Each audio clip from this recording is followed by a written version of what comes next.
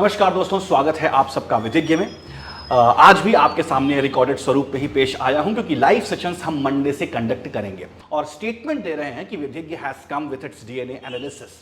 विधिज्ञ has come with its innovative DNA analysis. दोस्तों Monday से हम इसे अपने सिग्नेचर टाइम 10:30 पर शिफ्ट करेंगे, लेकिन तब तक हमें इसको रिकॉर्डेड फॉर्मेट में ही चलाना पड़ेगा। मंडे से हमने इसलिए चुना है क्योंकि सोमवार का दिन है और सावन का दिन है।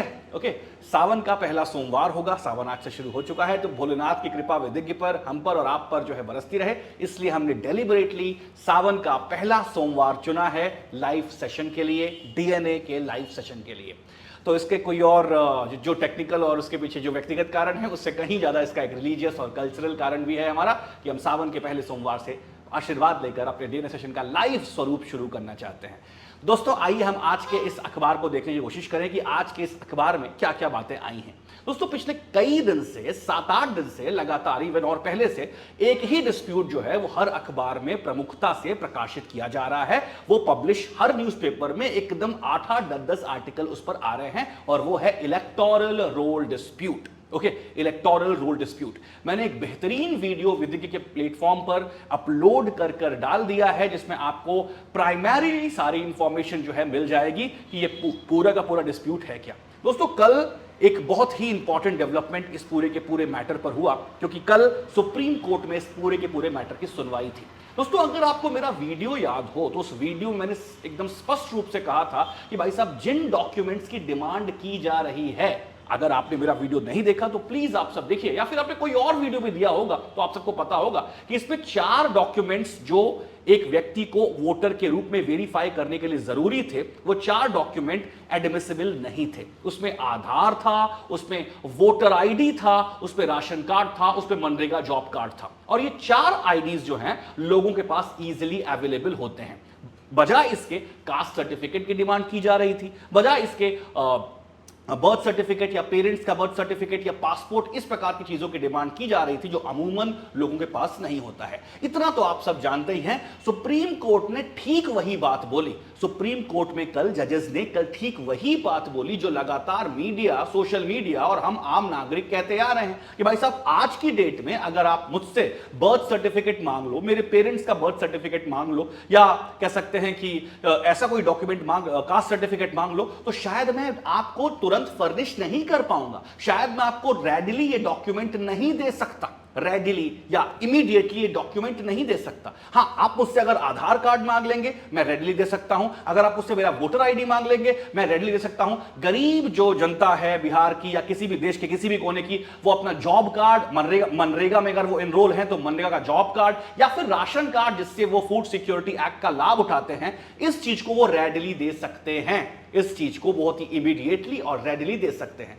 सुप्रीम कोर्ट ने भी कल इलेक्शन कमीशन से यही चीज पूछी कि भाई साहब, आपका वोटर आईडी में विश्वास क्यों नहीं है। वोटर आईडी एक ऐसा आइडेंटिटी कार्ड है जो इलेक्शन कमीशन ऑफ इंडिया ने खुद इशू किया है। अब आप मुझे यह बता दीजिए, सुप्रीम कोर्ट ने इलेक्शन कमीशन ऑफ इंडिया के वकील राकेश द्विवेदी से यह पूछा कि भाई साहब, आप वोटर आईडी क्यों नहीं एक्सेप्ट कर रहे हो, एडमिट कर रहे हो, आधार कार्ड एडमिट क्यों नहीं कर रहे हो। तो दोस्तों सुप्रीम कोर्ट ने कल एक बहुत ही शानदार जजमेंट तो नहीं कहूंगा, अपनी रिकमेंडेशन दी, राइट, अपनी रिकमेंडेशन दी। और इन रिकमेंडेशंस में सुप्रीम कोर्ट ने कहा कि हम चाहते हैं, यानी सुप्रीम कोर्ट चाहता है कि इसमें आधार कार्ड, इसमें वोटर आईडी, गरीब जनता जो राशन कार्ड का यूज कर रही है, राशन कार्ड, और यहां तक कि मनरेगा के जॉब कार्ड को भी इंक्लूड किया जाए। यानी जो बात लगातार हम कई दिन से पब्लिक ग्लेयर में या पब्लिक डोमेन में घूम रही है कि इन सब चीजों को एक्सेप्ट किया जाना चाहिए, इन सब चीजों के लिए सुप्रीम कोर्ट ने अपनी रिकमेंडेशन दी है। आई रिपीट, सुप्रीम कोर्ट ने ऑर्डर नहीं दिया है, सुप्रीम कोर्ट ने सिर्फ अपनी रिकमेंडेशन,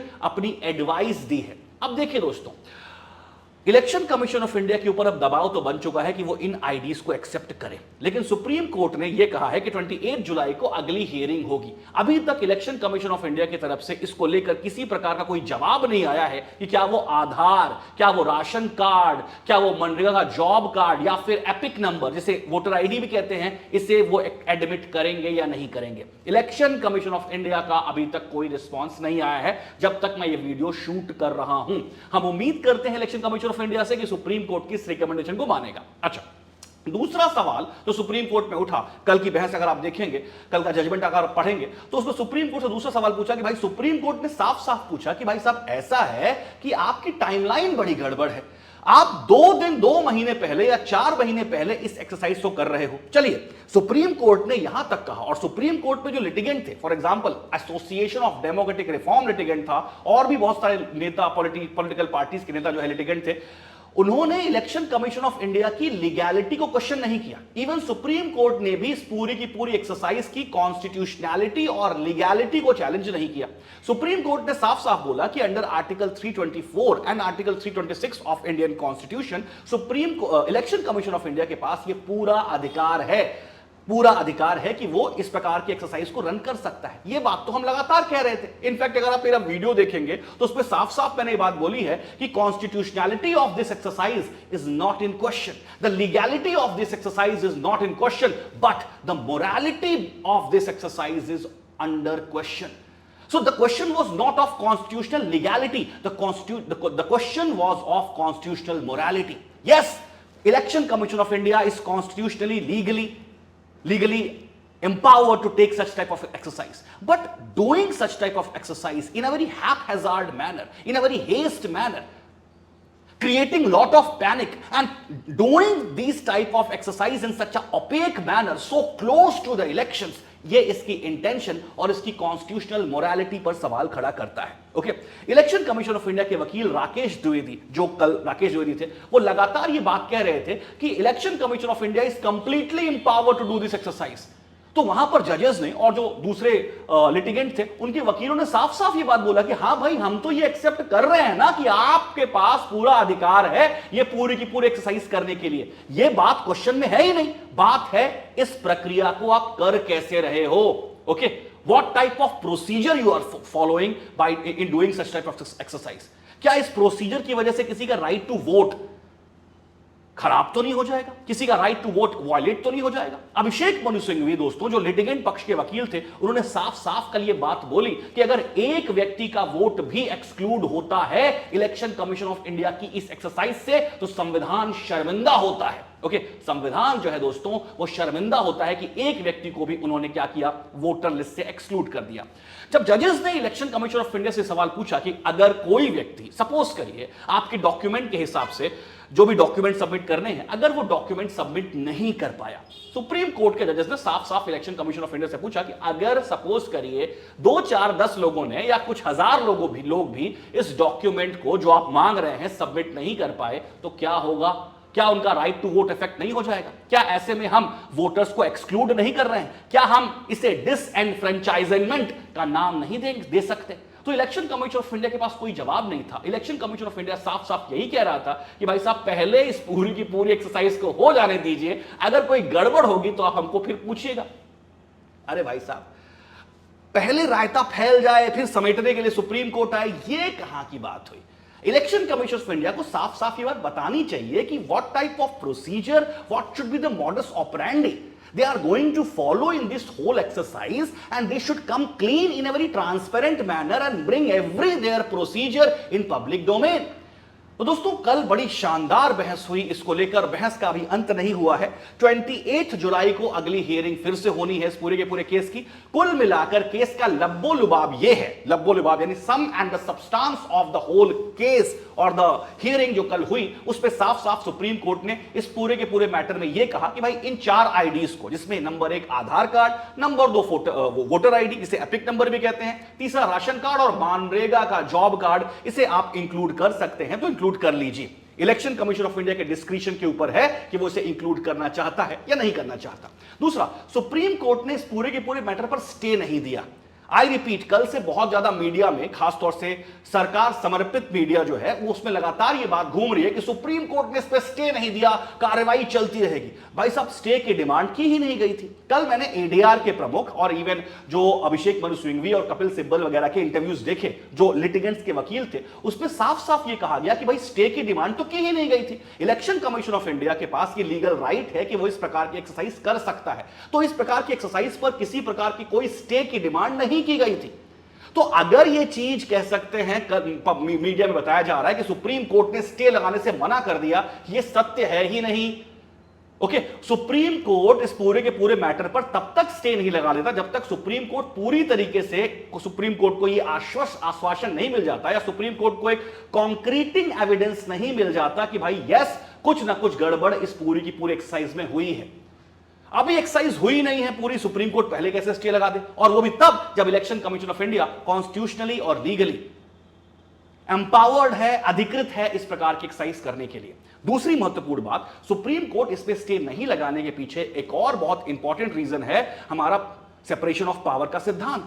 भाई ये पूरा का पूरा काम इलेक्शन कमीशन ऑफ इंडिया का है और अभी काम शुरू हुआ है, उसके इंटेंशन पर डाउट है और उसी को लेकर के जो है मामला पूरी की पूरी कोर्ट पे घसीट लिया गया। सुप्रीम कोर्ट इस पूरे एक्सरसाइज के हुए बिना कैसे उस पर स्टे लगा सकता है? तो सुप्रीम कोर्ट ने कल सेपरेशन ऑफ पावर की लाज रख ली और किसी अगर सुप्रीम मेरा कहना यह है कि सुप्रीम कोर्ट ने अगर इसमें स्टे लगाने से मना किया तो सुप्रीम कोर्ट ने अपनी कॉन्स्टिट्यूशनल रिस्पॉन्सिबिलिटी पूरी की। Being a custodian of constitution, वो इलेक्शन कमीशन ऑफ इंडिया के ज्यूरिसडिक्शन में एंटर करके उसको एक्सरसाइज करने से स्टे नहीं लगा सकता। ओके, तो पहला दूसरा सबसे इंपॉर्टेंट मैटर है कि इस पूरी की पूरी एक्सरसाइज पर स्टे नहीं लगा है, इलेक्शन कमीशन ऑफ इंडिया इस काम को करता रहेगा। हां, इलेक्शन कमीशन ऑफ इंडिया के पास डिस्क्रिशनरी स्पेस मिल चुका है कि इस पूरी की पूरी एक्सरसाइज को इलेक्शन कमीशन ऑफ इंडिया अब सुप्रीम कोर्ट की रिकमेंडेशंस के हिसाब से करता है या नहीं करता।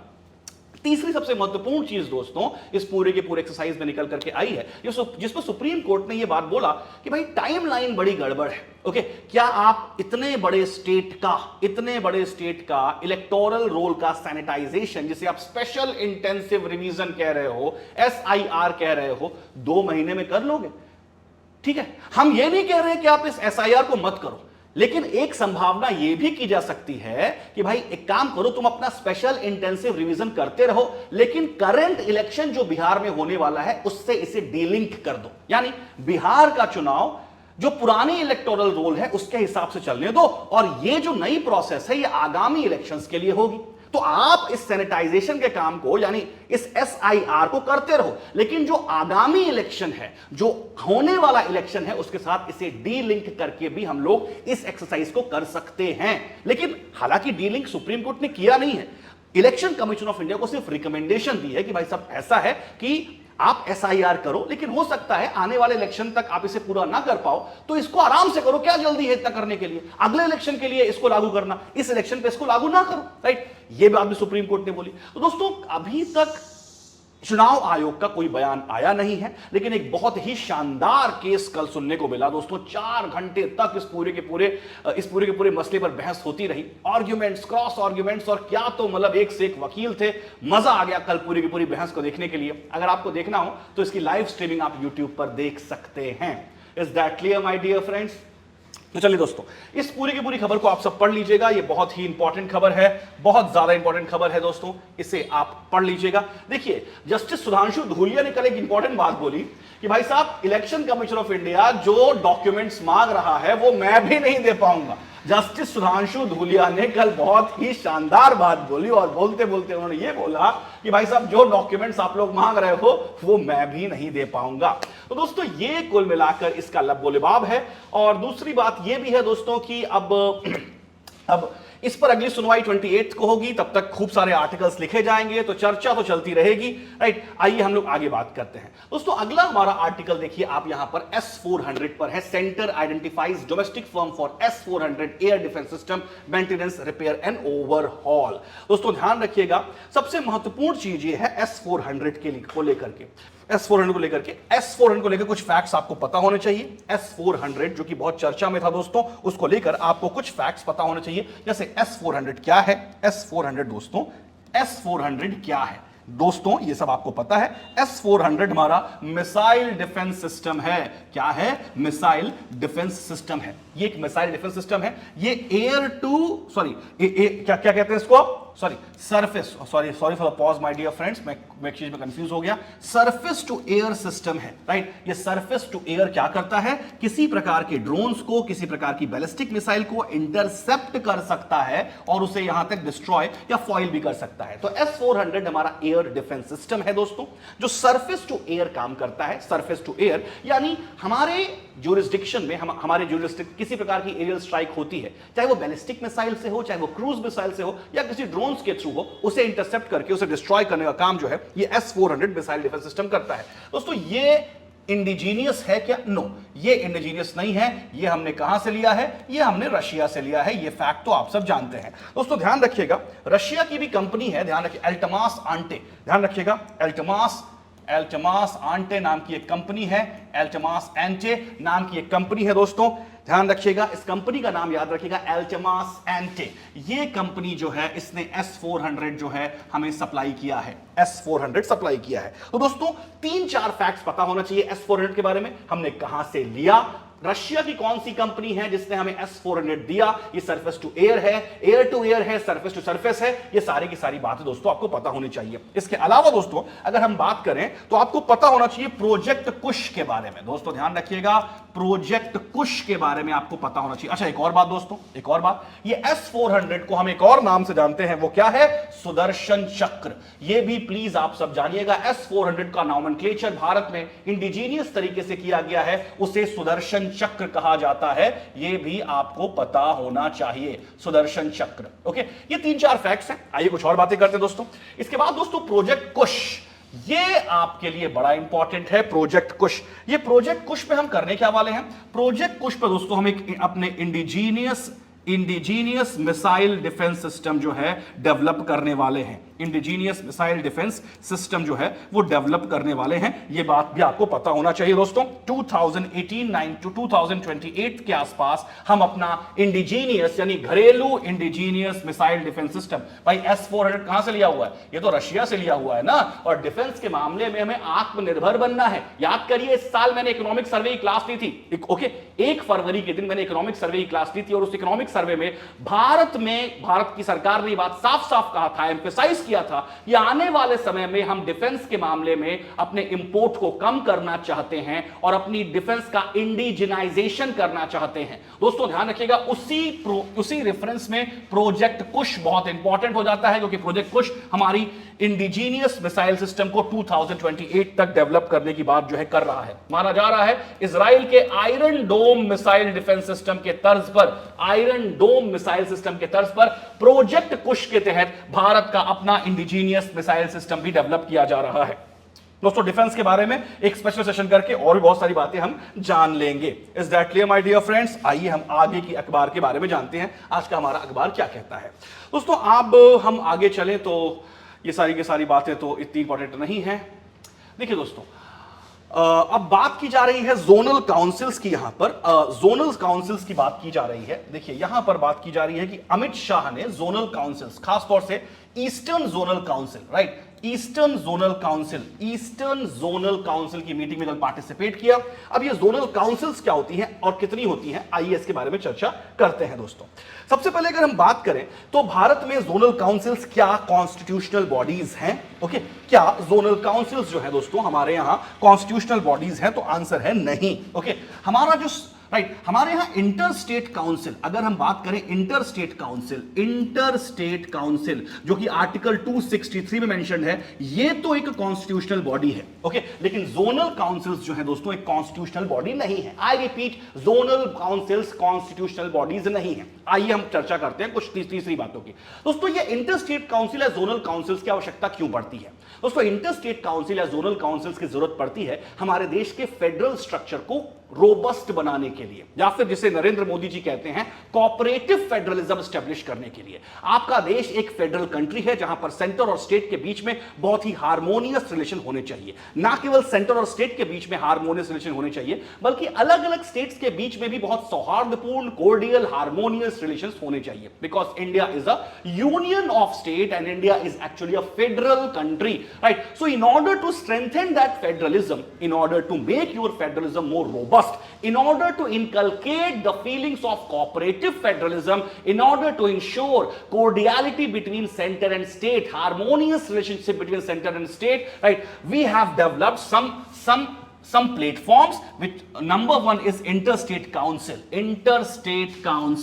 राइट, ये आर्टिकल 263 में मेंशन है। ओके, ये आर्टिकल 263 मेंशन है। और दूसरा है जोनल काउंसिल्स। दोस्तों ध्यान रखिएगा, दूसरी है जोनल काउंसिल्स। जोनल काउंसिल्स हमारे संविधान में कहीं पर मेंशन नहीं है, लेकिन स्टेट रीऑर्गेनाइजेशन एक्ट 1956 के तहत इन्हें बनाया गया था, यानी state reorganisation act 1956। Okay, state reorganisation act 1956 दोस्तों भारत के पॉलिटिकल मैप को एक बार फिर से रीड्रॉ किया गया था, जिसमें 14 स्टेट और 6 यूटीज बनाए गए थे। I repeat, state reorganisation act 1956 के तहत 14 अलग अलग स्टेट्स और 6 यूटीज बनाए गए थे, और वहां से हमारे स्टेट रीऑर्गेनाइजेशन या इंडिया की पॉलिटिकल मैप को रीड्रॉ, इंटरनली रीड्रॉ करने का, या स्टेट्स की बाउंड्रीज को रीऑर्गेनाइज और रैशनलाइज करने का जो एक प्रोसेस है वो स्टार्ट हुआ। दोस्तों उसी एक्ट के थ्रू हमने जोनल काउंसिल्स बनाई थी, राइट। हमारे यहां ध्यान रखिएगा दोस्तों, 6 अलग अलग जोनल काउंसिल्स हैं। Eastern zonal council, western zonal council, northern zonal council, southern zonal council, और नॉर्थ ईस्ट के लिए एक अलग से जोनल काउंसिल हमने बना करके रखी है, राइट। ईस्टर्न जोनल काउंसिल में दोस्तों, ईस्टर्न जोनल काउंसिल में ईस्ट के स्टेट्स जैसे उड़ीसा, जैसे झारखंड, जैसे वेस्ट बंगाल, ये सारे के सारे इंक्लूडेड हैं। साउदर्न जोनल काउंसिल्स में ऑफ कोर्स साउथ के स्टेट्स इंक्लूडेड होंगे, नॉर्दर्न जोनल काउंसिल्स में नॉर्थ के स्टेट्स शामिल होंगे, राइट, और नॉर्थ ईस्ट जोनल काउंसिल्स में नॉर्थ ईस्ट के स्टेट्स शामिल होंगे। दोस्तों ध्यान रखिएगा, नॉर्थ ईस्ट जोनल काउंसिल 1971 में बहुत बाद में बनी। तो अगर प्रश्न आता है कि भाई साहब नॉर्थ ईस्ट, वेस्ट, साउथ और सेंट्रल जोनल काउंसिल जो है ये तो पहले ही बन चुकी थी, लेकिन north east central zonal council जो है वो 1971 में बनी, तो सबसे आखिरी में नॉर्थ ईस्ट जोनल काउंसिल बनी थी। अब प्रश्न उठता है कि नॉर्थ ईस्ट जोनल काउंसिल सबसे आखिरी में क्यों बनी थी? उसके पीछे भी कारण है दोस्तों। 1956 में जब स्टेट रीऑर्गेनाइजेशन एक्ट आया, उस वक्त पूरे के पूरे नॉर्थ ईस्ट को हमने सिर्फ एक स्टेट, एक यूटी में और एक स्टेट और एक यूटी में बांध के रख दिया था। यानी जो आज आप देखते हैं 7 सिस्टर्स, वो 1956 में नहीं बनाए गए थे। स्टेट रीऑर्गेनाइजेशन एक्ट 1956 के तहत एक असम स्टेट बनाया गया था, और नॉर्थ ईस्ट में आने वाले आज बहुत सारे स्टेट्स जैसे नागालैंड, जैसे मणिपुर, जैसे नागालैंड, मिजोरम, ये सारे के सारे उसी असम स्टेट का पार्ट थे। इसके अलावा हमने एक नेफा करके, नॉर्थ ईस्ट फ्रंटियर एजेंसी करके, जिसे मॉडर्न डे अरुणाचल प्रदेश कहते हैं, एक यूनियन टेरिटरी बना दी थी। यानी आज जो आप नॉर्थ ईस्ट का नक्शा देखते हैं वो 1956 में स्टेट रीऑर्गेनाइजेशन एक्ट के टाइम पर वैसा नहीं था। यानी पूरे नॉर्थ ईस्ट को एक स्टेट, एक यूटी और एक मणिपुर और था, क्योंकि मणिपुर प्रिंसली स्टेट था तो उसको हमने कहीं और ऐड नहीं किया। तो कुछ ऐसा नक्शा था। बाद में 1956 के बाद लगातार नॉर्थ ईस्ट के मैप को रीड्रॉ किया गया। 1963 में नागालैंड का स्टेट बना, फिर धीरे धीरे करते करते अलग अलग स्टेट्स बनते चले गए। 1975 में 36 अमेंडमेंट के थ्रू सिक्किम को भी इंडियन यूनियन मर्ज किया गया। तो ऐसे करके नॉर्थ ईस्ट का जो बाउंड्री है, नॉर्थ ईस्ट में जो इंटरनल जो स्टेट्स का रीऑर्गेनाइजेशन है वो 1956 के बाद होता रहा। तो ऐसे में 1956 में चूंकि कोई स्टेट ही अलग अलग नहीं थे, सिर्फ एक स्टेट और एक यूटी हुआ करते थे, तो नॉर्थ ईस्ट के लिए कोई जोनल काउंसिल नहीं बनाई गई थी। लेकिन 1971 में दोस्तों हमने नॉर्थ ईस्ट की एक अलग से जोनल काउंसिल बनाई। दोस्तों ध्यान रखिएगा, जोनल काउंसिल्स के बारे में आपको सिर्फ इतना पता होना चाहिए, जोनल काउंसिल्स में जैसे नॉर्थ ईस्ट जोनल काउंसिल में नॉर्थ ईस्ट के सारे स्टेट्स हैं, साउदर्न जोनल काउंसिल में साउथ के सारे स्टेट्स हैं, नॉर्दर्न में नॉर्थ के, ईस्टर्न में ईस्ट के, वेस्टर्न में वेस्ट के, और सेंट्रल में सेंट्रल इंडिया के सारे स्टेट्स हैं। ऐसी 6 जोनल काउंसिल्स हमारे देश में दोस्तों हैं। ओके, अब हर जोनल काउंसिल का जो मीटिंग है वो अलग अलग होता है। देखिए आप देख सकते हैं हर जोनल काउंसिल का, यहां पर देख सकते हैं अमित शाह जी बैठे हुए हैं और हेमंत सोरेन जी हैं यहां पर, और उड़ीसा के मुख्यमंत्री जी हैं, एक दूसरे को ये फूल वूल दे रहे हैं। तो देख सकते हैं दोस्तों, ये सिर्फ और सिर्फ ईस्टर्न जोनल काउंसिल्स की मीटिंग थी, ईस्टर्न जोनल काउंसिल की मीटिंग, जिसमें हमारे गृह मंत्री जी पार्टिसिपेट जो है वो कर रहे हैं सेंटर की तरफ से। ओके, सेंटर की तरफ से पार्टिसिपेट कर रहे हैं, और ईस्ट के सारे स्टेट्स जो है इस मीटिंग में आए थे।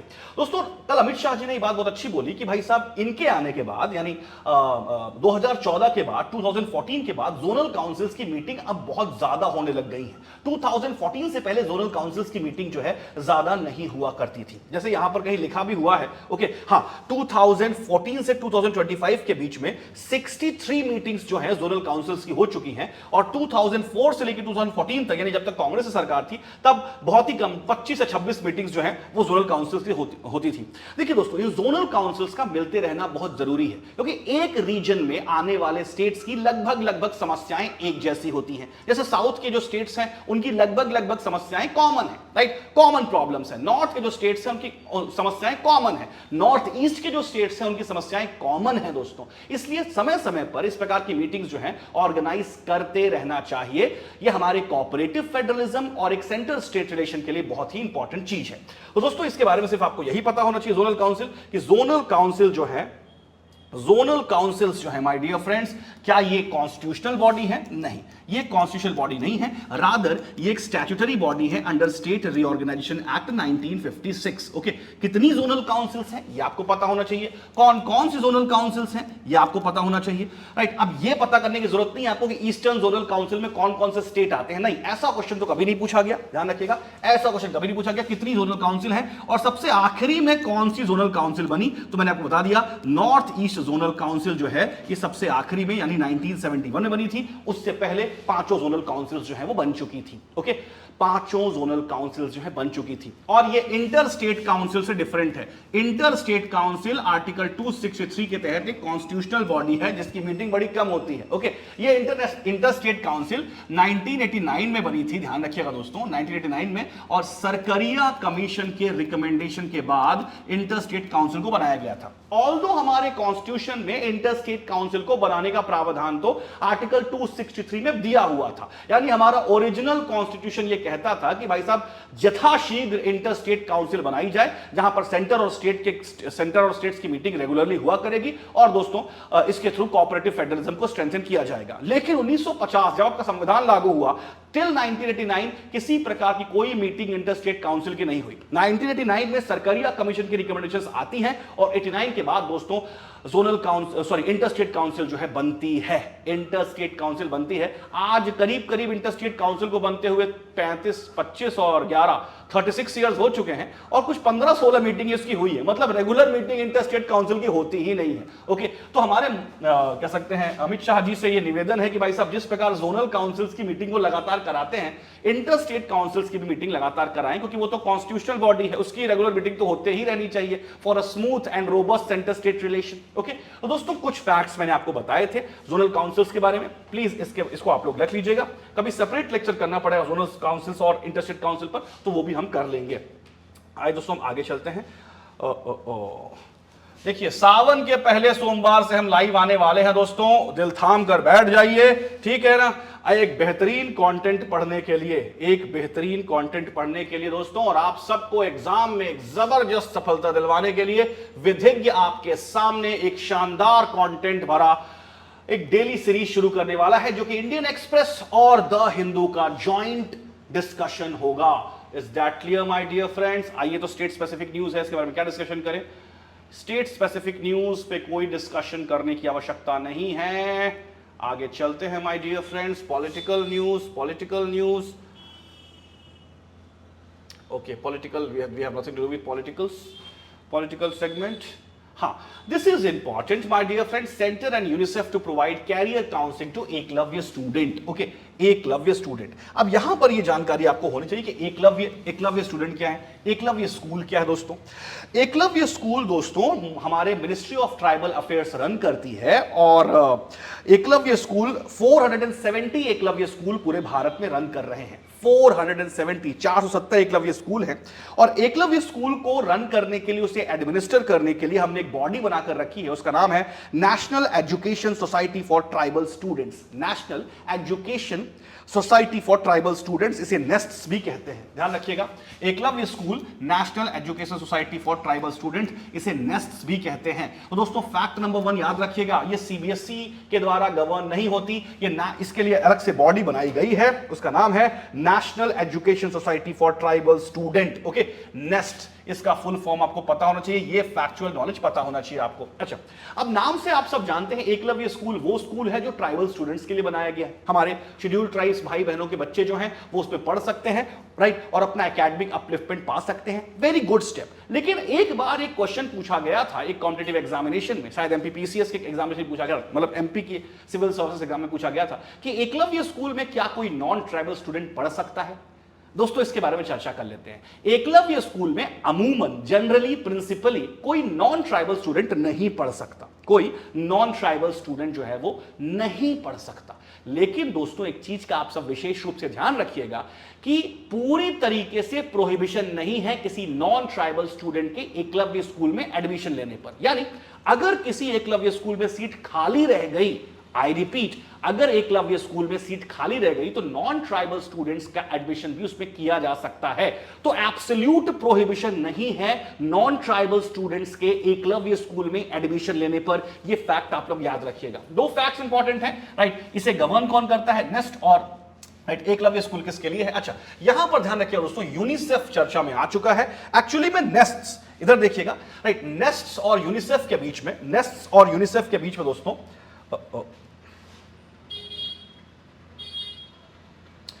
आइए चर्चा कर लेते हैं। पहले इसको मैं इरेज कर दूं। देखिए दोस्तों, नेस्ट्स जो बॉडी मैंने आपको बताई जो एकलव्य स्कूल को गवर्न करता है, मेंटेन करता है, इसका और यूनिसेफ के बीच में दोस्तों एक कोलैबोरेशन हुआ है। यूनिसेफ अगर बात चर्चा हो गई तो फुल फॉर्म पता होना चाहिए, United nation children emergency fund, जिसका हेडक्वार्टर दोस्तों कहां पर है? हेडक्वार्टर अगर कमेंट सेक्शन ऑन होता तो मैं बोलता कि कमेंट सेक्शन में बताओ इसका हेडक्वार्टर दोस्तों ऑफ कोर्स न्यूयॉर्क में है। ये आपको पता होना चाहिए। Is that clear? यूनिसेफ के बारे में थोड़ी सी बात कर लेते हैं। इसका हेडक्वार्टर तो पता होना चाहिए, फुल फॉर्म पता होना चाहिए। यूनिसेफ नाम से क्लियर है, United nation children emergency fund. अब देखिए यूनिसेफ जो है वो 11 दिसंबर 1946 को स्टैब्लिश किया गया। 11 दिसंबर 1946 को। अच्छा, इसे स्टैब्लिश क्यों किया गया था? भाई साहब, सेकेंड वर्ल्ड वॉर में जबरदस्त डिस्ट्रक्शन हुआ और बहुत सारे बच्चे अनाथ हो गए। तो उस वक्त जब यूनाइटेड नेशन 1945 पे बना तो लगा कि भाई एक प्रोग्राम उन बच्चों के लिए चलाया जाना चाहिए, उनके सोशल सिक्योरिटी के लिए चलाया जाना चाहिए जो बच्चे सेकेंड वर्ल्ड वॉर में अनाथ हो गए हैं, जो बच्चे सेकेंड वर्ल्ड वॉर में अनाथ हो गए हैं। तो जरा इसका टाइमिंग याद रखिएगा, 11 दिसंबर 1946। हाँ, लेकिन इसे यूनाइटेड नेशन का परमानेंट मेंबर 1953 में बनाया गया। I repeat, UNICEF was established on 11th of December 1946, but it was made a permanent body of United Nations in 1953. This should be noted, my dear friends. This should be noted, and the headquarter of UNICEF should also be noted. Should also be noted. अच्छा, अब देखिए matter क्या है। Nest और UNICEF ने मिलकर के एक प्रोजेक्ट शुरू किया है जो करंट अफेयर्स के लिए बहुत इंपॉर्टेंट है। उस प्रोजेक्ट का नाम है project Talash. Please my dear friends note. अच्छा, डबल ए हो गया क्या? प्रोजेक्ट तलाश, डबल ए नहीं है भाई साहब, प्रोजेक्ट तलाश, प्रोजेक्ट तलाश। इसके बारे में जरा आप सब ध्यान से सुनिए, प्रोजेक्ट तलाश क्या है? ओके भाई साहब, ये किसके द्वारा शुरू किया गया है? नेस्ट के द्वारा। नेस्ट का फुल फॉर्म मैंने बता दिया, और यूनिसेफ ने मिलकर के प्रोजेक्ट तलाश जो है वो शुरू किया है, इन दोनों ने मिलकर के। अच्छा, तलाश का भाई साहब फुल फॉर्म भी है, right. T for tribal, A for aptitude, L for life skill and S for life skill hub, ऐसे करके tribal aptitude life skill hub, ऐसे करके स्किल हब, ऐसे करके फुल फॉर्म है। फुल फॉर्म आपको याद रखने की जरूरत नहीं है, बस पता होना चाहिए कि प्रोजेक्ट तलाश का संबंध किससे है। प्रोजेक्ट तलाश का संबंध, अच्छा फुल फॉर्म बकायदा लिखा हुआ है, एक बार में आप पढ़ लीजिएगा। ट्राइबल स्टूडेंट्स के साइकोलॉजिकल अपलिफ्टमेंट से, ट्राइबल स्टूडेंट्स का साइकोलॉजिकल अपलिफ्टमेंट हो, यह बहुत ज्यादा जरूरी है। दोस्तों यहां पर बात यूज हो रही है साइकोलॉजिकल अपलिफ्टमेंट। यहां पर साइकोलॉजिकल अपलिफ्टमेंट करने की बात क्यों हुई? दोस्तों ध्यान रखिएगा, शेड्यूल्ड ट्राइब कम्युनिटी के अंदर एक साइकोलॉजिकल फोबिया है, और फोबिया है डाउनट्रॉडन होने का, मार्जिनलाइज्ड होने का, समाज से एक्सक्लूडेड होने का। हमारे सामने, हमारे पॉलिसी मेकर्स के सामने एक बहुत बड़ा चैलेंज है कि कैसे हम हमारे ट्राइबल पॉपुलेशन को सोशल और इकोनॉमिक मेन स्ट्रीम से जोड़ें, यानी समाज की मुख्य धारा से जोड़ें। कैसे अपने ट्राइबल पॉपुलेशन को अपनी इकोनॉमिक डेवलपमेंटल जर्नी का पार्ट बनाएं। How to mainstream these tribal people with our socio economic developments. दोस्तों ध्यान रखिएगा, ये जो साइकोलॉजी है इंफीरियरिटी की, ये जो साइकोलॉजी है डाउनट्रॉडन होने की, जो साइकोलॉजी है अपने आप को पीछे मानने की, इस पर वार करना बहुत ज्यादा जरूरी है। ध्यान रखिएगा दोस्तों। और अगर हम बच्चों की साइकोलॉजी में इस प्रकार का अपलिफ्टमेंट ला देंगे तो next generation of scheduled tribe भाई बंधु जो हमारे आएंगे वो बाकायदा एक कॉन्फिडेंस के साथ सोसाइटी में और इस कंट्री के इकोनॉमिक डेवलपमेंट में एंटर करेंगे। तो दोस्तों प्रोजेक्ट तलाश आपको पता होना चाहिए। प्रोजेक्ट तलाश का उद्देश्य है हमारे ट्राइबल बच्चों को, खासतौर से जो एकलव्य स्कूल में पढ़ रहे बच्चे हैं, इनका साइकोलॉजिकल अपलिफ्टमेंट करना, इनको लाइफ स्किल्स सिखाना, राइट, इनकी लाइफ स्किल में एनहांसमेंट करना, लाइफ स्किल की ट्रेनिंग देना, और कुल मिलाकर इन शॉर्ट कह सकते हैं इनके सेल्फ स्टीम को, यानी इनके आत्मसम्मान को, इनके स्वाभिमान को इंक्रीज करना, सेल्फ स्टीम को इंक्रीज करना। दोस्तों अगर आप ट्राइबल हिस्ट्री हम पढ़ेंगे, राइट, अगर भारत के जनजातियों का इतिहास पढ़ेंगे तो हमारे देश की जनजातियों का हमारे 1857 के स्ट्रगल में, हमारे फ्रीडम स्ट्रगल में जबरदस्त योगदान है। अब यह बात अलग है कि भाई साहब हमारी जो मेन स्ट्रीम की हिस्ट्री की बुक्स हैं वो कुछ लोगों को इतना ज्यादा महत्व दे देती हैं, या कुछ पॉलिटिकल पार्टीज को इतना महत्व दे देती हैं, या कुछ पॉलिटिकल ग्रुप्स को इतना महत्व दे देती हैं कि हमारे ट्राइबल्स का कंट्रीब्यूशन जो हमारे फ्रीडम स्ट्रगल में है उसको थोड़ा सा कम स्पेस मिल पाता है।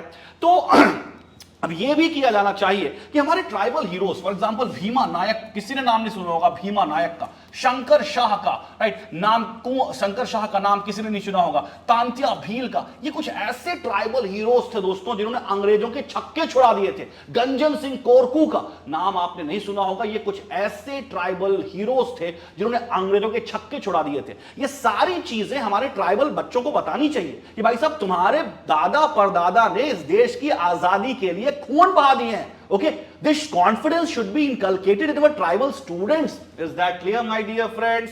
Okay, और वो सेल्फ स्टीम तभी हम उनका इंक्रीज कर सकते हैं। यानी ट्राइबल्स की जो एक ग्लोरियस हिस्ट्री है, हिस्ट्री और उनका जो ग्लोरियस कल्चर है, राइट, उसके साथ उनका कॉन्फिडेंस बढ़ाना बहुत जरूरी है दोस्तों।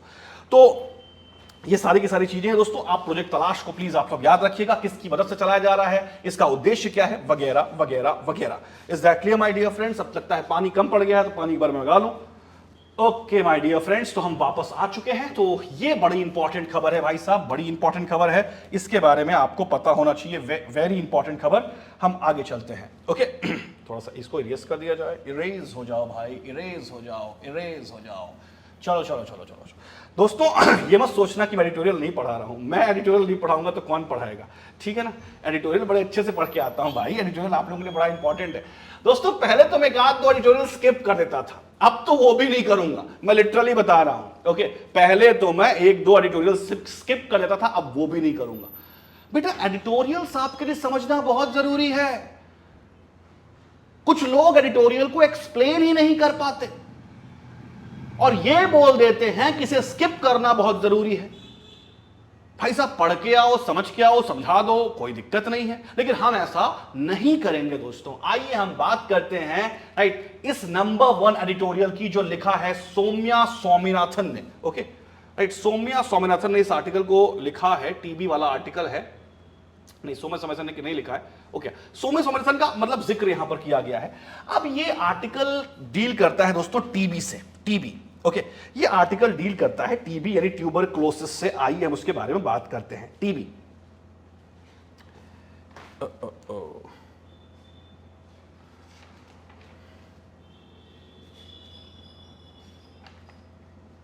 दोस्तों सबसे पहले हम बात करते हैं टीबी की, ट्यूबरक्लोसिस, टीबी। दोस्तों टीबी के बारे में अगर हम बात करें तो टीबी भारत में, पूरे वर्ल्ड में जितने भी टीबी के पेशेंट हैं, जितने भी टीबी के पेशेंट पूरे वर्ल्ड में हैं, 27% अकेले भारत में पाए जाते हैं। यानी भारत टीबी का सबसे बड़ा कंट्रीब्यूटर है। और जितने भी ग्लोबल पेशेंट्स हैं दोस्तों, उसमें साउथ एशिया को, इंडिया, इंडोनेशिया, ये जो हमारा साउथ एशिया और आसियान वाला कंट्री है, राइट, इनको मिला लिया जाए तो लगभग 90% से ऊपर पेशेंट जो है वो टीबी के यहीं पर निकल आ पाएंगे, 8-10 कंट्रीज में, इंडिया और इंडिया के आसपास के कंट्रीज में।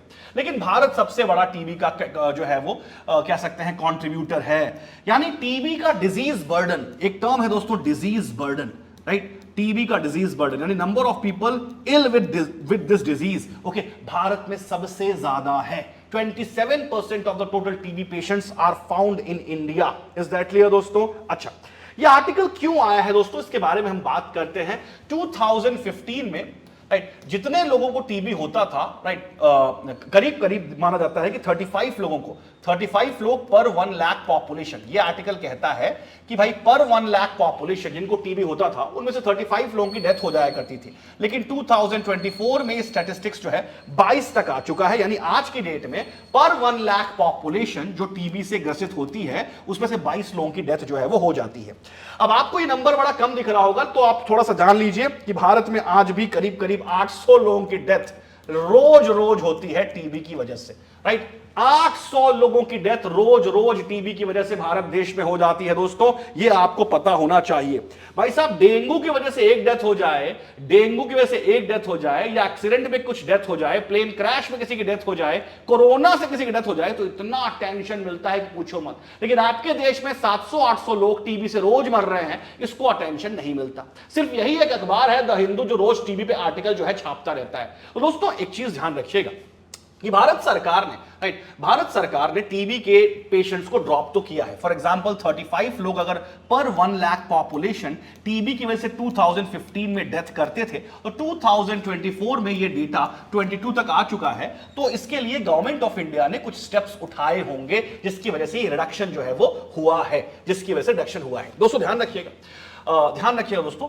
हमने राइट सस्टेनेबल डेवलपमेंट गोल जो है, सस्टेनेबल डेवलपमेंट गोल का 3.3 जो गोल है वो पूरे वर्ल्ड को टीबी मुक्त बनाना चाहता है 2030 तक। ओके, ये सस्टेनेबल डेवलपमेंट का गोल है, यानी ये कहा जाता है कि हमें पूरे वर्ल्ड को ग्लोबली टीबी फ्री बनाना है 2030 तक। लेकिन भारत ने ये टारगेट 2025 तक ही मतलब पूरा करने का टारगेट लिया है। यानी ग्लोबल टारगेट से 5 साल पहले हमने टारगेट लिया है कि हमको 2025 तक ही जो है टीबी का एलिमिनेशन अपने देश से कर देना है, जो कि अब लगता है संभव नहीं हो पाएगा। लेकिन फिर भी पिछले 10 साल में टीबी के पेशेंट्स में और उसकी फैटेलिटी रेट में, यानी फैटेलिटी रेट में इतना रिडक्शन अगर आया है दोस्तों, तो ये अपने आप में बहुत सराहना यानी प्रशंसनीय कदम है। आइए दोस्तों हम बात करते हैं कुछ और टीबी के बारे में। जैसे टीबी के बारे में दोस्तों, टीबी के बारे में अगर हम कुछ और बात करें कि टीबी होता, कुछ और चीजों के बारे में बात करें, जैसे फॉर एग्जांपल देखा जाए तो कि टीबी किसकी वजह से होता है। आइए दोस्तों ध्यान रखिएगा, टीबी एक बैक्टीरियल इंफेक्शन है। ओके, ये आपको पता होना चाहिए। भाई साहब 4 ऑप्शन दे दिए, बैक्टीरिया, वायरस, प्रोटोजोआ। टीबी किसकी वजह से होता है? आंसर है टीबी एक बैक्टीरियल इंफेक्शन है और एक विशेष प्रकार का बैक्टीरिया है माइकोबैक्टीरियम। इसे प्लीज आप सब याद रखिएगा, साइंस एंड टेक्नोलॉजी का करंट अफेयर्स। माइकोबैक्टीरियम की वजह से जो है टीबी होता है, माइकोबैक्टीरियम की वजह से टीबी होता है। अब हम बात करें टीबी के बारे में, तो टीबी वैसे 2 प्रकार के टीबी होते हैं, राइट। एक होता है पल्मोनरी टीबी, प्लीज याद रखिए दोस्तों, एक होता है pulmonary TB which affects your lungs, and एक होता है non pulmonary TB, non pulmonary TB. दोस्तों डिफिनेशन पता होनी चाहिए। हालांकि ज्यादातर टीबी के केसेस, टीबी जो है मोस्टली आपके लंग्स को ही अफेक्ट करता है, और वो टीबी जो आपके लंग्स को अफेक्ट करता है उसे बेटा पल्मोनरी टीबी कहा जाता है। और नॉन पल्मोनरी टीबी दोस्तों वो है जो लंग्स के अलावा किसी और एरिया को अफेक्ट करता है, अदर देन लंग्स, अगर किसी और एरिया को अफेक्ट करता है तो उसे नॉन पल्मोनरी टीबी कहा जाता है। दोस्तों ध्यान रखिएगा, पल्मोनरी टीबी और लंग्स का भी एक एरिया है एलियोविली। ओके, प्रोनाउंसिएशन अगर गलत कर रहा हूं तो प्लीज आप सब माफ करिएगा। लंग्स का भी एक एरिया है एलियोविली, जहां से गैसियस एक्सचेंज होता है। गैसियस एक्सचेंज यानी CO2 बाहर छोड़ी जाती है और ऑक्सीजन का इंटेक किया जाता है। भाई साहब आपके शरीर में जो रेस्पिरेशन प्रोसेस है उसके थ्रू कार्बन डाइऑक्साइड रिलीज होती है, और कार्बन डाइऑक्साइड आप पर्यावरण में रिलीज करते हैं और ऑक्सीजन का क्या करते हैं? इंटेक करते हैं। इसे कहा जाता है गैसियस एक्सचेंज। ये गैसियस एक्सचेंज लंग्स में होता है और लंग्स की भी एलियोविली में होता है। कहां होता है? लंग्स की एलियोविली में। दोस्तों टीबी होने की वजह से ये गैसियस एक्सचेंज की प्रक्रिया यानी कार्बन डाइऑक्साइड छोड़ने की और ऑक्सीजन का इंटेक करने की प्रक्रिया जो है रुक जाती है, जिसकी वजह से लोगों की डेथ भी हो जाती है। दोस्तों ये सारी की सारी चीजें आप सबको पता होनी चाहिए। दोस्तों आइए कुछ और बात करते हैं। दोस्तों यहां पर इस आर्टिकल में बार बार एक वर्ड यूज किया गया है, multi drug resistant TB. Multi drug resistant TB, ध्यान रखिएगा, मल्टी ड्रग रेसिस्टेंट टीबी बार बार इस आर्टिकल का जिक्र किया गया है। अब टीबी के कई अलग अलग प्रकार हो सकते हैं, अब इतना मेडिकल साइंसेस हमको नहीं घुसता, लेकिन हां इस आर्टिकल में हमें एक टर्म बार बार सुनने को मिल रही है, मल्टी ड्रग रेसिस्टेंट टीबी, जिसे शॉर्ट में MDR टीबी कहा जाता है। शॉर्ट में MDR टीबी कहा जाता है। अब दोस्तों इस एमडीआर टीबी को देखिए, इसका नाम में ही लिखा हुआ है, क्या लिखा हुआ बच्चों, इधर देखो, इसके नाम में लिखा हुआ है drug resistant TB, drug resistant TB, यानी आप जो ड्रग्स दे रहे हो, दवाई दे रहे हो, उसका भी कोई असर नहीं हो रहा है। दोस्तों ध्यान रखिएगा, टीबी के लिए दो प्रकार की डिजीज चलती थी, दो प्रकार की मेडिसिन चलती थी पहले। उसका नाम था, एक का नाम याद रखिएगा, आइसोनियाजिड, आइसोनियाजिड करके एक दवाई चलती थी, आइसोनियाजिड, और दूसरा एक था रिफैम्पिसिन। ओके, रिफैम्पिसिन ये दवाई पहले चला करती थी, रिफैम्पिसिन आज भी चलती है। मतलब जब ड्रग रेसिस्टेंस टीबी होता है, मतलब जब टीबी होता है तो प्राइमरी ट्रीटमेंट इन दोनों टैबलेट्स का दिया जाता है, आइसोनियाजिड और रिफैम्पिसिन। ओके, रिफैम्पिसिन ये दोनों टैबलेट्स दिए जाते हैं। जब इनका असर पड़ना बंद हो जाता है, जब ये दोनों के दोनों ड्रग्स फेल हो जाते हैं टीबी को क्योर करने में, तो उसे कहा जाता है मल्टी ड्रग रेसिस्टेंट टीबी, यानी टीबी का लेवल, मैग्नीट्यूड, इंटेंसिटी अब वो हो चुका है कि ये दोनों ड्रग्स, ये दोनों टैबलेट्स भी काम नहीं कर रही हैं। उसे कहा जाता है मल्टी ड्रग रेसिस्टेंस टीबी, जिसे शॉर्ट में एमडीआर टीबी कहा जाता है। सबसे ज्यादा फैटेलिटी इंडिया में, यानी सबसे ज्यादा जो डेथ हो रही है टीबी में, वो इसी एमडीआर टीबी की वजह से हो रही है। दोस्तों इसको खत्म करने के लिए भारत सरकार ने एक नई ड्रग रेजीम टीबी को लेकर के लास्ट ईयर लेकर के आए। आई रिपीट, एमडीआर टीबी के बढ़ते हुए केसेस को देखते हुए और आइसोनियाजिड और रिफैम्पिसिन के लगातार फेल होने की वजह से दोस्तों हम एक नई ड्रग रेजीम लेकर के आए, उसे कहा गया है BPaLM regime. Okay, BPaLM regime. Exam में ध्यान रखिएगा, तो प्लीज आप सब एग्जाम में पूछा सकता है कि भाई बी पालम रेजीम का संबंध किससे है? आंसर है टीबी के क्योर से। ओके, अब ये बी पालम रेजीम कुछ और नहीं है दोस्तों, बी पालम रेजीम जो है वो एक्चुअली में 4 अलग अलग दवाइयों का नाम है। बी फॉर बेटा क्विनीन, बी फॉर, बहुत इंपॉर्टेंट है दोस्तों, मैं बताने जा रहा हूं आपको, बेटा क्विनीन, ये भारत सरकार ने पिछले साल ही बी पालम रेजीम जो है अपनाई थी, बेटा क्विनीन। दूसरा है P for pretomanid. Okay, P for pretomanid, pretomanid, B for pretomanid, ध्यान रखिएगा दोस्तों, pretomanid. L for linezolid, L for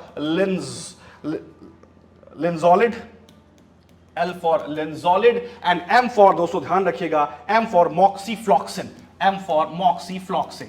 दोस्तों आप नेट पर कभी भी देख सकते हैं बी पालम रेजीम। अच्छा, फुल फॉर्म याद करने की जरूरत आपको नहीं है, बस थोड़ा सा आप लोग ऑप्शन में देखेंगे तो आपको अपने आप पता चल जाएगा कि भाई B for bedaquiline, P for pretomanid, L for linezolid and M for moxifloxacin. Actually में बी पालम एग्जाम में पूछा जा सकता है कि बी पालम क्या है? बी पालम जिसको भारत सरकार ने 2024 में स्वीकृति दी है, तो आंसर है दोस्तों बी पालम एक ड्रग पॉलिसी है, एक ड्रग रेजीम है जिसको टीबी को क्योर करने के लिए बनाया गया है। क्योंकि जो टीबी को दोस्तों 2025 तक एलिमिनेट करना था, लेकिन एलिमिनेट तो हम नहीं कर पाए, कम जरूर कर दिया है। पहले 35 डेथ होती थी पर 1 लाख पर, अब 22 हो रही है। हो सकता है इस साल के एंड होते होते हम 20 पर ले आए, बट एंड नहीं कर पाए। दोस्तों ध्यान रखिएगा, टीबी का या जो हमारे यहां कहां चला गया यार, ये एक मिनट बेटा, हाँ, जो 30 हमारे यहां जो 35 डेथ्स हो रही थी पहले, अब जो 22 पर आ चुकी है। चाइना में दोस्तों 3 डेथ होती है टीबी की वजह से, 3 डेथ पर 1 लाख पॉपुलेशन,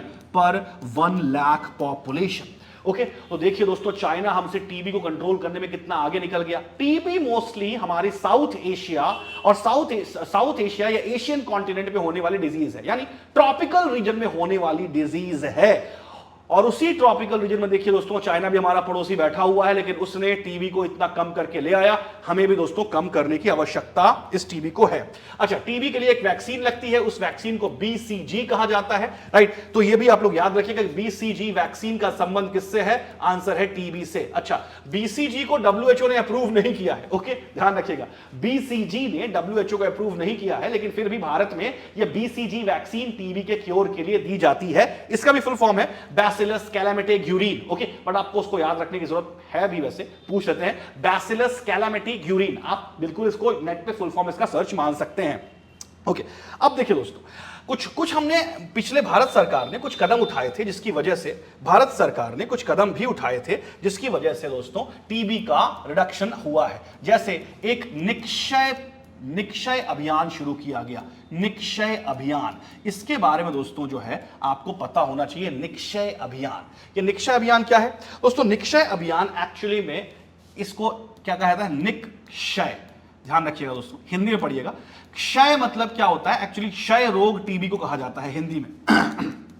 क्षय रोग जो है वो टीबी को कहा जाता है। और जब आप नी लगा देते हो, नी प्रीफिक्स लगा देते हो, तो निक्षय मतलब टीबी को नो कर रहे हैं आप। तो निक्षय अभियान जो है ये हमने शुरू किया है, जिसके तहत जो टीबी के लिए रजिस्टर्ड पेशेंट है, सबसे पहले इसके लिए हमने एक निक्षय पोर्टल बना दिया।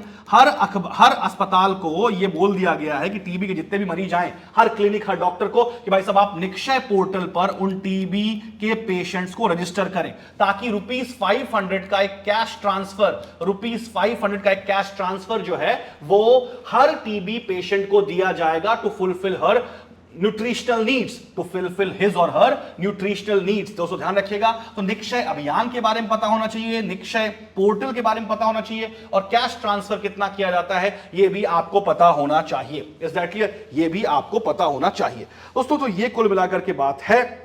ओके, तो Nikshay portal, BPaLM regime, कुछ ऐसे स्टेप्स हैं जो भारत सरकार ने उठाए हैं। अच्छा, एक और चीज याद रखिएगा दोस्तों, कुछ निक्षय, एक और कैंपेन भारत सरकार ने चलाया था, वो था निक्षय मित्र। निक्षय हिंदी में लिख रहा हूं, साउथ इंडिया के बच्चे थोड़ा माफी दें क्योंकि नाम ही हिंदी में है, निक्षय मित्र।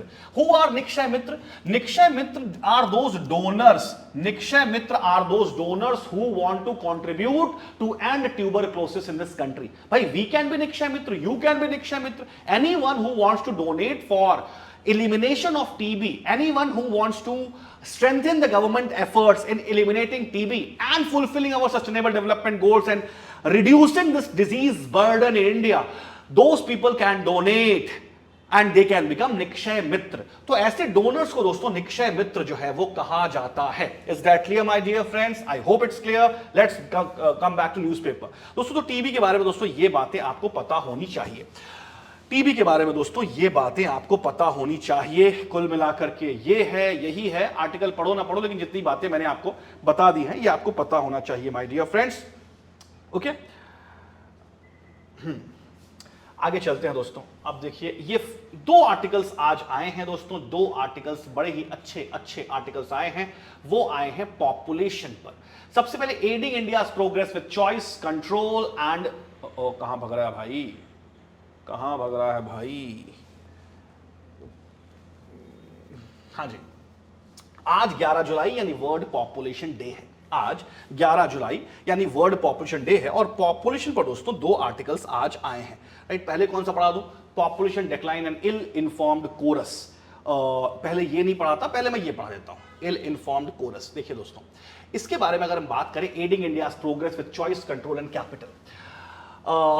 आज दोस्तों वर्ल्ड पॉपुलेशन डे है, और हमारे देश के पॉपुलेशन के समक्ष किस किस प्रकार की चुनौतियां खड़ी हैं, या हमारे देश की डेमोग्राफी के समक्ष किस किस प्रकार की चुनौतियां खड़ी हैं, इस आर्टिकल के माध्यम से हम समझने की कोशिश करेंगे।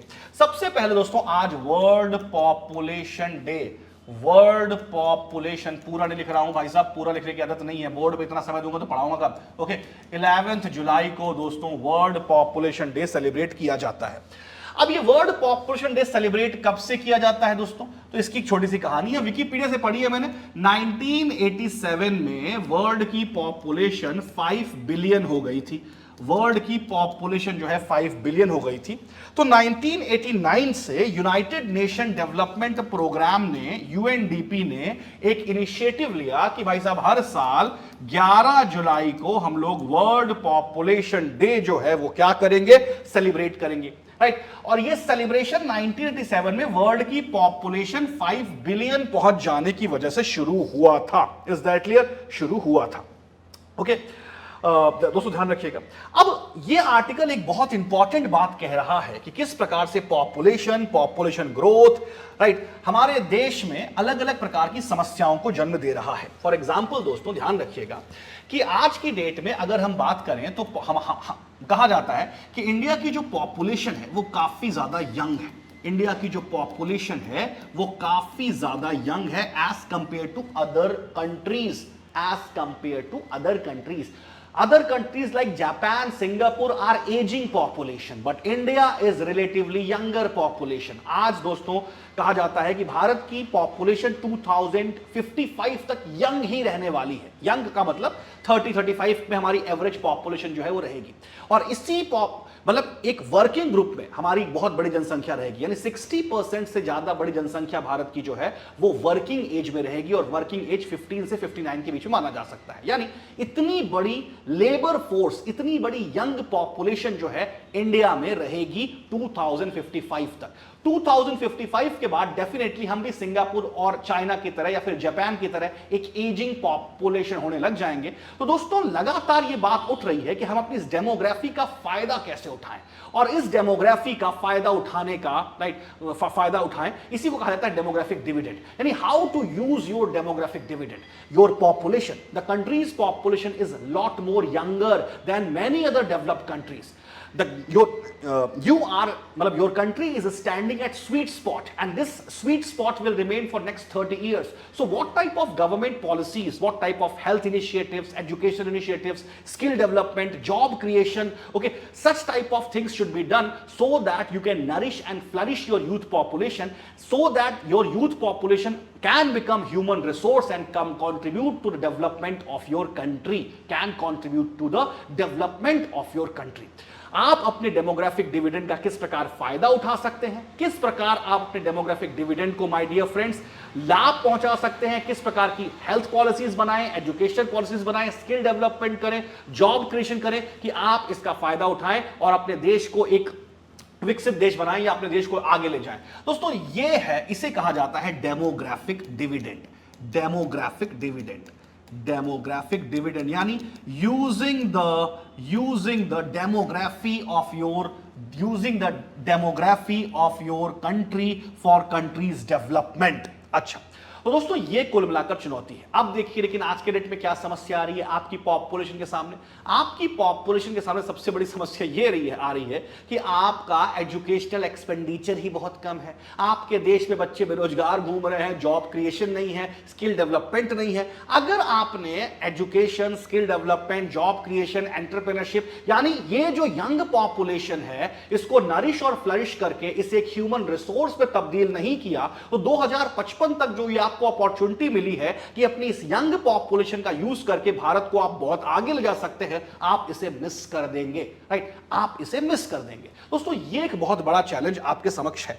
लेकिन दोस्तों कुछ और बातें भी यहां पर की जा रही हैं, राइट, कि किस प्रकार के सोशल चैलेंजेस हमारी डेमोग्राफी के सामने खड़े हैं, और ये आर्टिकल बात करता है, राइट, ये आर्टिकल दोस्तों ध्यान रखिएगा, ग्लोबल पॉपुलेशन चैलेंजेस या इंडिया के पॉपुलेशन चैलेंजेस को रिलेट कर रहा है विमेन राइट्स के साथ। इंडिया के पॉपुलेशन चैलेंजेस को रिलेट कर रहा है दोस्तों विमेंस के राइट्स के साथ, विमेंस के राइट्स के साथ। दोस्तों ध्यान रखिएगा, आपके समक्ष जो अलग अलग प्रकार की पॉपुलेशन चैलेंजेस खड़ी हुई हैं, उससे विमेन्स राइट डिप्राइव हो रहा है, ये आर्टिकल कहता है। फॉर एग्जाम्पल दोस्तों ध्यान रखिएगा, आपके देश में किस किस प्रकार की सामाजिक समस्याएं हैं जिसकी वजह से जो जनसंख्या के सामने समस्याएं हैं, इसकी वजह से महिलाओं का अधिकार खत्म हो रहा है। जैसे फीमेल फेटिसाइड्स है, फीमेल फेटिसाइड्स आपकी कंट्री में हो रहे हैं, सेक्सुअल हेल्थ को लेकर किसी प्रकार की कोई अवेयरनेस नहीं है, रिप्रोडक्टिव चॉइसेस नहीं है महिलाओं के पास, विशेषकर ग्रामीण इलाकों में। ओके, इसके अलावा चाइल्ड मैरिज है, फोर्स्ड प्रेगनेंसी है, टीनेज प्रेगनेंसी है, ब्ला ब्ला ब्ला,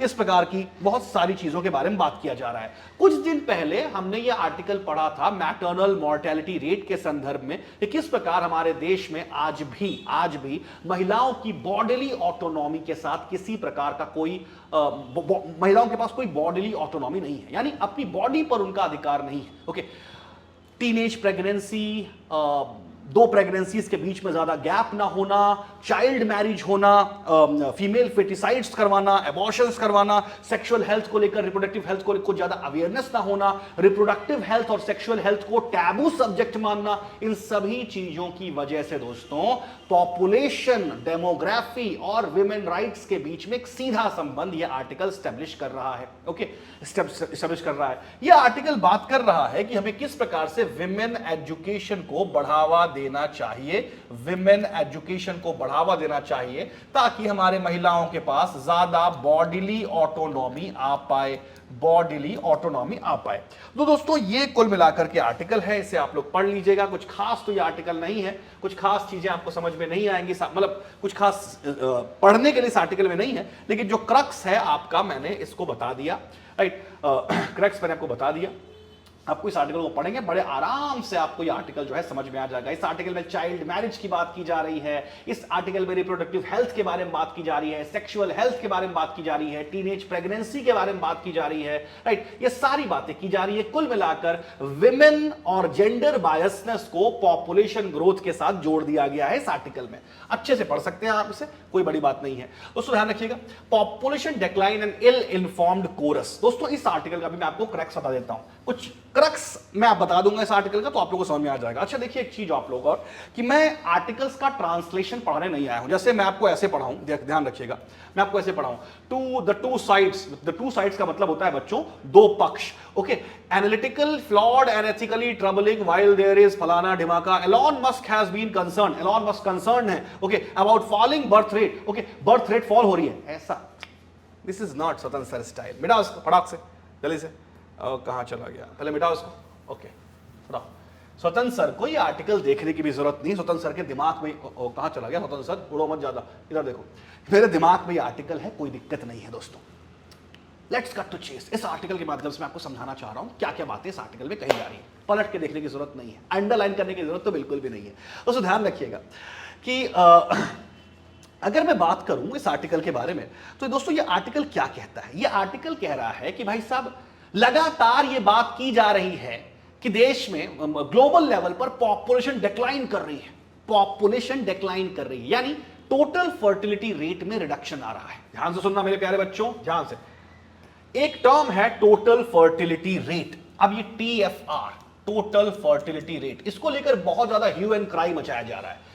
टोटल फर्टिलिटी रेट का मतलब होता है अपने एवरेज, अपने फर्टाइल ईयर्स में, अपने फर्टाइल ईयर्स में, या अपने फर्टाइल ईयर्स, यानी एक महिला जब 15 साल की से लेके 50 साल तक उसकी फर्टाइल ईयर्स मानी जाती है। हालांकि हमारे यहाँ शादी की उम्र 21 साल है, तो हम 21 से 50 मान सकते हैं। ये जो है फर्टिलिटी के ईयर्स हैं, यानी 50 साल तक एक महिला मां बन सकती है। अपने फर्टाइल ईयर्स में एवरेज नंबर ऑफ किड्स, जितना एक बच्चे को जन्म देने की मतलब एक एवरेज है, वो कहलाता है TFR। मतलब TFR को मैं डिफाइन करूं तो total fertility rate is the average number of kids a woman gives birth to during her fertile years, which is this। तो दोस्तों ये कहलाता है टोटल फर्टिलिटी रेट। अब अगर टोटल फर्टिलिटी रेट 3 आ रहा है, इसका मतलब किसी कंट्री का अगर TFR 3 है, इसका मतलब वहां पर एवरेज 3 बच्चों को जन्म वहां की महिलाएं दे रही हैं।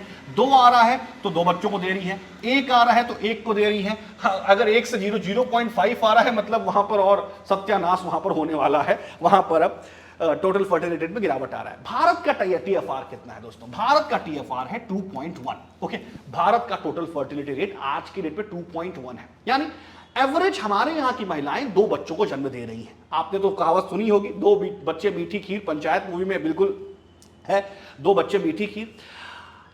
तो दोस्तों TFR हमारे देश का 2.1 है। आइडियली TFR कितना होना चाहिए? आइडियली TFR WHO और नेशनल फैमिली हेल्थ सर्वे के हिसाब से आइडियली TFR 2 होनी चाहिए, 2 के आसपास होनी चाहिए। यानी अगर किसी भी कंट्री, किसी भी सोसाइटी की TFR 2 है, यानी जितनी पॉपुलेशन की डेथ हो रही है उतनी ही नई पॉपुलेशन जो है वो उसे रिप्लेस कर रही है। उतनी ही नई पॉपुलेशन क्या कर रही है दोस्तों? उसे रिप्लेस कर रही है।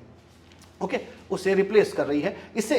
तो अगर TFR आपका 2 है, राइट, अगर आपका TFR 2 है, यानी ये एक आइडियल TFR है, यानी हमारे देश का आज की डेट में आइडियल TFR 2.1 है, यानी जो WHO या NFHS के द्वारा एक रिकमेंडेड स्टैंडर्ड होना चाहिए, हम उतना टच कर चुके हैं दोस्तों। ये आपको पता होना चाहिए। अब देखिए, अगर स्टेट बाय स्टेट देखेंगे तो बिहार का TFR, ये तो इंडिया का एवरेज है 2.1, स्टेट बाय स्टेट देखें तो बिहार का 3.28 है। आप गूगल पे सर्च मार लीजिएगा, इसके आसपास ही है, राइट। अगर साउथ के स्टेट को देखेंगे, कर्नाटका का 1.92 है, केरला का 1.9 है।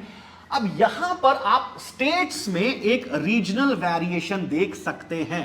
There is a regional variation in TFR at state level. Yes, North Indian states just like Bihar, Uttar Pradesh and Madhya Pradesh has higher total fertility rate as compared to the southern states। और इसी की वजह से दोस्तों हमारे south और north के बीच में पिछले साल बहुत ज्यादा पंगा हो रहा था। ओके, साउथ के चीफ मिनिस्टर्स लगातार ये बात कह रहे थे कि उनके भी घर की महिलाओं को अब 10-10, 12-12 बच्चे पैदा करना चाहिए। ये ऑफिशियल रिकॉर्ड पर साउथ के एक स्टेट के चीफ मिनिस्टर ने कहा था दक्षिण भारत के एक चीफ मिनिस्टर, नाम नहीं लूंगा, उन्होंने कहा था कि अब हमारे यहां की महिलाओं को भी 10-10 बच्चे पैदा करने चाहिए ताकि यूपी और बिहार को काउंटर कर सके। उसको ध्यान रखिएगा, ये सारी डिबेट की जा रही है। ओके, लेखक कह रहे हैं कि ये जो पॉपुलेशन डिक्लाइन की, ग्लोबल पॉपुलेशन डिक्लाइन की जो डिबेट है, ये कुछ ज्यादा ही ओवरवेटेड है, ये कुछ ज्यादा ही ओवरवेटेड है। आज की डेट में ये डिक्लिनेशन ऑफ पॉपुलेशन अपने राष्ट्रवाद को आगे दिखाने का एक तरीका हो गया है। आई रिपीट, लेखक ये कहते हैं कि हर देश ये छाती पीट पीट के बोल रहा है कि हमारी पॉपुलेशन डिक्लाइन हो रही है और हमें ज्यादा बच्चे पैदा करने की जरूरत है ताकि हम अपने नेशनल इंटरेस्ट को प्रोटेक्ट कर सके। तो ये जो डिक्लाइन, मतलब ये जो एक कोरस है जो लगातार बात कर रहा है डिक्लिनेशन ऑफ पॉपुलेशन की, ये कुछ और नहीं, नेशनलिज्म को एक्सप्रेस करने का एक नया तरीका हो गया है। भाई साहब, आज की डेट में बहुत सारे रिलीजन में ऐसे लोग मिल जाएंगे कहने वाले, सभी रिलीजन में, मैं नाम नहीं लेना चाहता, लेकिन सभी रिलीजन के बहुत सारे ऐसे बड़बोले लोगों ने ये कहा है कि हमारे रिलीजन का टीएफआर रिड्यूस हो रहा है, ओके, हमें और बढ़ाने की जरूरत है। दूसरी तरफ कोई वाई रिलीजन है, वो भी ये बात कहता है कि हमारे यहाँ के लोगों को अपनी रक्षा के लिए 15-15 बच्चे पैदा करने चाहिए, 4-4 बच्चे पैदा करने चाहिए। ये पब्लिक स्टेटमेंट है जो हर रिलीजन के पता नहीं कितने बड़बोले लोगों ने दिए हैं, वो भी इंडिया में नहीं, यूनाइटेड स्टेट्स ऑफ अमेरिका में भी इस प्रकार के बयान खूब सुनने को मिलते हैं। यानी अपने रिलीजियस नेशनलिज्म को, कल्चरल नेशनलिज्म को राइट प्रदर्शित करने के लिए ये टीएफआर और टीएफआर का एक shallow narrow interpretation, declination of population का एक शैलो नैरो इंटरप्रिटेशन पेश किया जाता है ताकि नेशनलिज्म को एक्सप्रेस किया जा सके। ये आर्टिकल का बिल्कुल ये सार है और बिल्कुल सही बात कह रहा है दोस्तों ये आर्टिकल। आपने राइट जो बात मैं बोल रहा हूं, अगर गलत बोल रहा हूं तो आप सब बताइए। राइट, कर्नाटका के कुछ मुख्यमंत्रियों ने या फिर कर्नाटक के कुछ नेताओं ने और दक्षिण भारत के बहुत सारे नेताओं ने अपने पॉलिटिकल इंटरेस्ट को प्रोटेक्ट करने के लिए इस प्रकार की बातें करनी शुरू कर दी। तो regional nationalism, cultural religious nationalism को प्रोपेगेट करने के लिए और अपने पॉलिटिकल इंटरेस्ट को प्रोटेक्ट करने के लिए इस प्रकार की बातें की जा रही हैं। लेखक ये कह रही हैं राइट कि भाई साहब इतनी कोई घबराने वाली बात भी नहीं है। ओके, इतनी कोई घबराने वाली बात भी नहीं है। ये यहां पर ये कहा जा रहा है, मेरे पास एक स्टैटिस्टिक्स है यहां पर इस आर्टिकल में। हां, ये लेखिका ये कह रही है कि भाई साहब ऐसा है कि अभी जो पूरे ग्लोबल लेवल पर फर्टिलिटी रेट है, राइट, फर्टिलिटी रेट है अभी पूरे वर्ल्ड की 2024 में जो पॉपुलेशन है वो 8.2 बिलियन है। क्या है? 8.2 बिलियन। ये 2024 में है। लेखिका ये कह रही हैं कि 2080 तक अगर यही टीएफआर रहा हमारे देश में, हमारे पूरे विश्व के लेवल पर, ग्लोबल लेवल पर, बात ग्लोबल लेवल पर की जा रही है, तो हमारे पूरे वर्ल्ड की पॉपुलेशन 10.3 बिलियन हो जाएगी। भाई कहां का टीएफआर रिड्यूस हो रहा है? ग्लोबल पॉपुलेशन, अगर हम पॉपुलेशन पैटर्न्स को समझें तो 2080 तक बढ़ने ही वाली है, राइट, बढ़ने ही वाली है। उसके बाद आप थोड़ा बहुत डिक्लाइन देख सकते हैं, लेकिन कोई ऐसा डिक्लाइन नहीं हो जाएगा कि एक कम्युनिटी खत्म हो जाएगी, एक रिलीजियस कम्युनिटी समाप्त हो जाएगी और दूसरी रिलीजियस कम्युनिटी इतना ज्यादा ओवरग्रो कर जाएगी कि बाकी सारी रिलीजियस कम्युनिटीज जो है वो इंफीरियर हो जाएंगी। नहीं, ऐसा बिल्कुल नहीं। अगर आप मुस्लिम्स का टीएफआर इंडिया में देखें, मुस्लिम्स का टीएफआर इंडिया में देखें और हिंदूज का टीएफआर इंडिया में देखें, तो आपको देख के समझ में आ जाएगा कि अगले 50 साल तक, अगले 50-70 साल तक दोस्तों, हमारा जो करंट डेमोग्राफिक बैलेंस है हिंदू और मुस्लिम्स के बीच में, ये डिस्टर्ब नहीं होगा। ज्यादा से ज्यादा अंतर आएगा तो पॉइंट का अंतर आएगा। इफ यू गो इनटू, अभी मेरे पास डिटेल्स नहीं है, लेकिन समय समय पे आर्टिकल्स आते रहते हैं। कुछ समय पहले ये आर्टिकल आया था, मैंने डिस्कस किया था लास्ट ईयर, कि if you look into the TFR of Muslim communities of India and if you look into the TFR of Hindu community of India, they are more or less very close to each other. They are more or less very much close to each other. And in next 70-80 years, in next 100 years, there is no significant or concrete change in the demography of two populations. अंतर आएगा तो सिर्फ point का अंतर आएगा. हाँ, यह बात मानी जा सकती है कि मुस्लिम कम्युनिटी में टीएफआर हिंदू कम्युनिटी की तुलना में थोड़ा ज्यादा है, लेकिन यह बात भी सत्य है कि 2001 में जो मुस्लिम्स का टीएफआर था वो काफी हद तक रिड्यूस होकर 2025 में कम हो चुका है.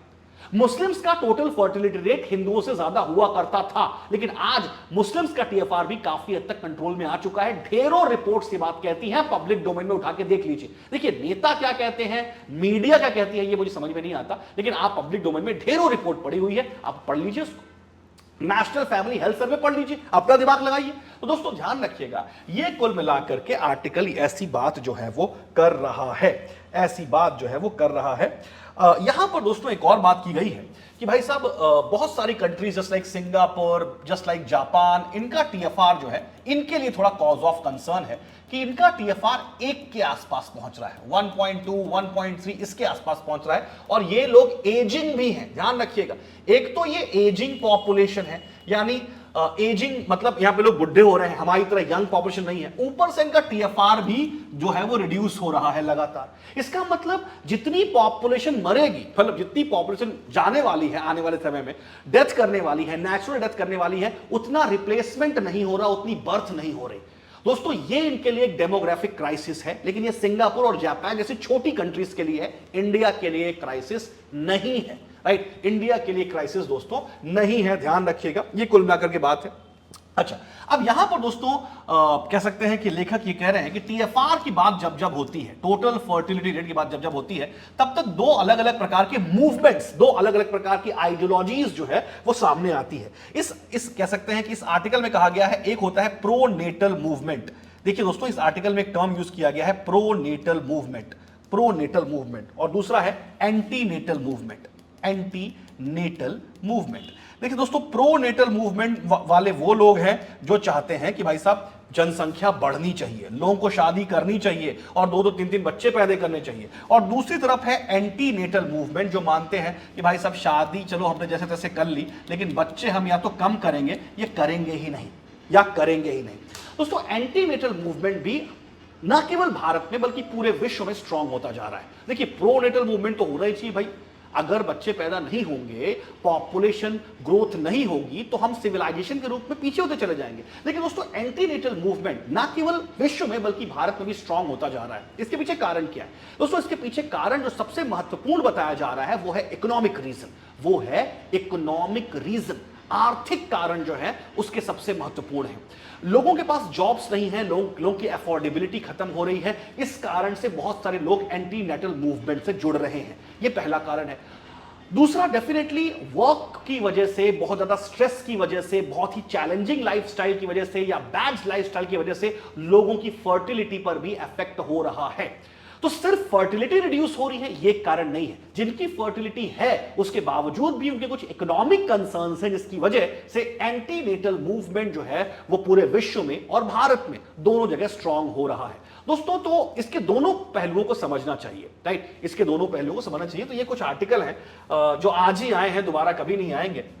ओके, आज ही आए हैं, कभी नहीं आएंगे, तो ये आर्टिकल आप लोग पढ़ लीजिएगा।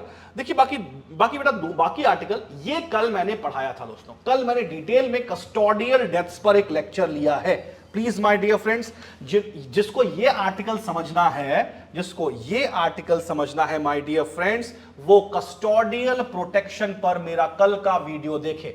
कल मैंने आपको वहां पर पुलिस रिफॉर्म्स भी बताए हैं कि किस प्रकार के पुलिस रिफॉर्म्स किए जाने चाहिए। कस्टोडियल टॉर्चर पर कल मैंने एक बहुत डिटेल्ड आर्टिकल लिया है, आज ये रिपीटेड आर्टिकल है, कल का मेरा वीडियो आप देख सकते हैं। अच्छा दोस्तों, इसके बाद अगर हम बात करें तो ये एक और आर्टिकल आया है जो कि वंस अगेन एक रिपीटेड आर्टिकल है, the need to safeguard right to vote. दोस्तों ये आर्टिकल वही बिहार इलेक्टोरल रोल कंट्रोवर्सी पर आया हुआ आर्टिकल है। ओके, इस पर मैं एक सेपरेट वीडियो बना चुका हूं। जिन बच्चों ने मेरा वो सेपरेट वीडियो नहीं देखा था, प्लीज वो सेपरेट वीडियो देख लीजिए। मैंने वो सेपरेट वीडियो बनाया ही इसलिए था क्योंकि ये कंट्रोवर्सी थमने का नाम नहीं लेगी। जब तक बिहार का चुनाव नहीं होगा तब तक ये कंट्रोवर्सी में अलग अलग प्रकार के डेवलपमेंट होते रहेंगे।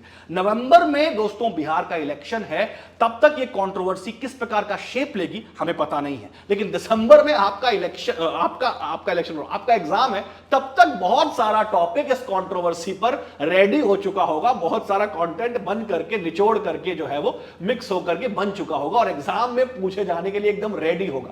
इसलिए दोस्तों ध्यान रखिएगा, मैंने एक प्राइमरी वीडियो जो है कि कंट्रोवर्सी है क्या, इसको लेकर बहुत ही मतलब इलॉबरेटिव और कॉम्प्रिहेंसिव तरीके से मैंने इसको एक्सप्लेन किया है, उस वीडियो को आप जरूर देख लीजिएगा। बाकी इस कंट्रोवर्सी पर जिस जिस प्रकार के डेवलपमेंट होंगे हम आगे चर्चा करते रहेंगे। दोस्तों आज का हमारा द इंडियन एक्सप्रेस का कंबाइंड लाइव यहीं तक। मंडे से ध्यान रखिएगा, सावन के पहले सोमवार से हम लाइव सेशन पर आ रहे हैं। कृपया भारी संख्या में जुड़ करके विधिज्ञ के साथ जुड़े और हमारा हौसला अफजाई करें।